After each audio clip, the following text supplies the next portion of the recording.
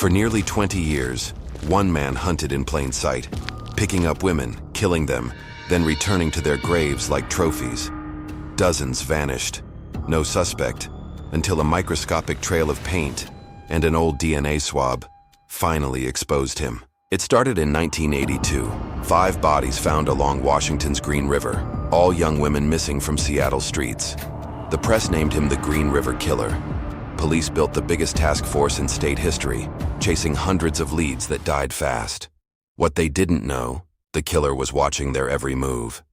Gary Ridgway looked harmless, a quiet truck painter, husband, churchgoer. But at night, he cruised the Pacific Highway, preying on women he thought no one would notice. He'd show a photo of his son to gain trust, offer a ride, and strike when they were alone. He strangled victims with his hands or a ligature, sometimes during or after sex. Then he'd dump the bodies in wooded areas or along the Green River, marking hidden clusters only he could find. Sometimes he returned to those sites, acts so disturbing detectives could barely speak of them. Ridgway learned to hide his crimes. He scattered remains to confuse police and even planted evidence from one victim near another. When detectives questioned him in the 80s, he passed lie detectors twice and kept killing.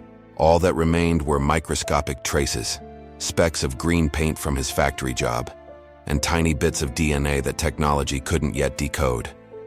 He thought he'd buried his secrets forever, but those traces would one day destroy him. By the late 90s, the case was cold. Then forensic science evolved. Investigators reopened sealed boxes, hair strands, saliva swabs, flecks of paint, and tested them again. The DNA hit matched Gary Ridgway. The paint on victims matched the paint at his Kenworth truck plant.